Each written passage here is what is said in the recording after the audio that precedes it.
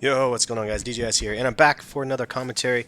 And today I wanted to talk a little bit more about the whole Xbox One and PS4 debacle that we have going on here. So last week I did this video before E3 to just weigh in and see what you guys' thoughts were on whether or not you guys would be picking up a PS4 or an Xbox One. And after the release notes now, and if FYI, this is some Gears of War gameplay, and I think it goes 17-5, which is pretty decent for myself for Gears of War. But anyway, so it became apparent that after the press releases that the PS4 was clearly superior to the Xbox One, and in pretty much every way possible. I mean, it has the capabilities for the graphics will be better on the PS4. The fact that you don't have to use or the fact that you can play used games or whatever that is, that part of it was a little bit confusing, but I know Xbox, because I missed the Xbox press release, I know that there's a lot of concerns about that, being able to play, like, to buy a game and then let your friend borrow it, because it becomes like ownership of your name and stuff, and so you won't be able to sell it, and you won't be able to I don't know if you can even rent them then at that point.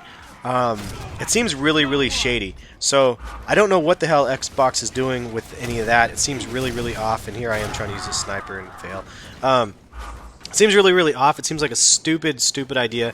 If this means, and correct me if I'm wrong, please, because I haven't dug deep enough into this. I just want to give you guys my raw thoughts before digging in and getting a lot of information on it. But with that said, does that mean Xbox won't be able to be rented? If that's the case, I'm Xbox games. I mean, then that's kind of a stupid idea, because I personally use GameFly on a regular basis, and I'm curious how that's going to change the dynamic of GameFly with the new generation and possibly costing more for the next gen console games. But that being said, there was a lot of other things that people were focused on.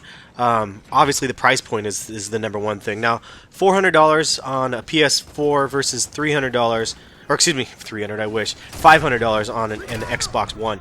Xbox One only has one base model, and it has to have Kinect with it, and that's my biggest complaint. I think completely, in general, just I don't. And that was a nice little headshot there.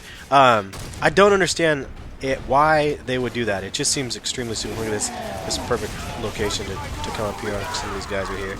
End up getting a couple extra kills. But I don't understand why they would make it so. That was a nice 4-piece. I got 4 in a row.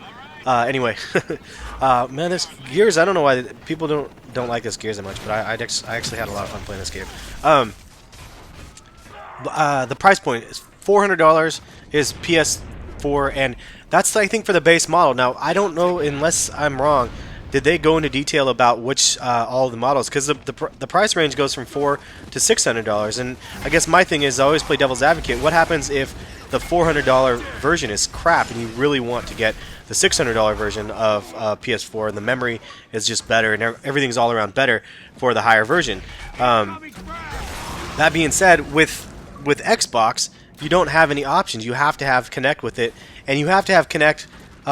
You have to be connected to the internet all the time. From what I understand, you can't play like even single-player solo games offline, which to me is extremely stupid. Like, if I am uploading a video, I don't know. I upload a lot of videos, and then I'll play zombies offline or whatever it is, or just one-player single campaigns offline, so I can upload videos while I'm playing and so on.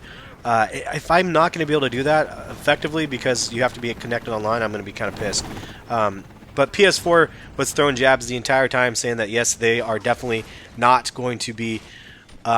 You will be able to play your games. You will own your games. You can trade your games. You can give them to your friends if you want, and you can play offline if you want to. So the fact that they added all the things in that, they basically just thrashed Xbox. They just took all of Xbox's announcements and just totally just thrashed them. So at this point, I'm left with the feeling of like, gosh, like what?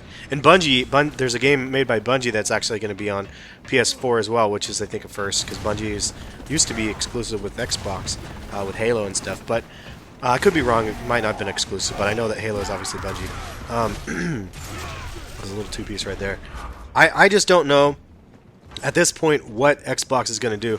If they need to figure out something, because if everything kind of is the way it is currently, people are not going to want to be buying the Xbox. And when you have a $100 price point, when you have parents out there that that have the opportunity to buy their kids a new system for Christmas, and they can save $100 by buying the PS4. The graphics are better. By theoretically the graphics can be better. All around, everything about it could be better. But and you're saving $100. Like, it's a no-brainer. Parents are going to be buying the PS4s, especially since it's not like you're lacking in the game selection. There's a ton of games that are offered for PS4. I know it definitely questions myself. Per last week's video, I said for sure I'm definitely buying an Xbox One, and depending on how PS4 is announced, I might be interested in buying a PS4. At this point, I can proudly say that I will definitely be buying both systems. I know I have to pretty much get an Xbox One because of the exclusive content for Call of Duty Ghosts, and that has a lot of interest to me and my YouTube channel, especially for zombies and everything else, or not zombies, for just multiplayer in general, for future games as well. I mean, there's maybe if there's a Black Ops 3 or whatever it is, but I have an interest in having that stuff ahead of time because I need to be able to post the videos on YouTube. That being said, that's the only competitive advantage, and it makes me think that Call of Duty in general is probably taking a second thought now of shoot, should we have been exclusive to this content? Because at this point, it doesn't make any sense. I got so lucky on that kill right there, and I was like, I thought I got that guy. His damn chainsaw just chased me down.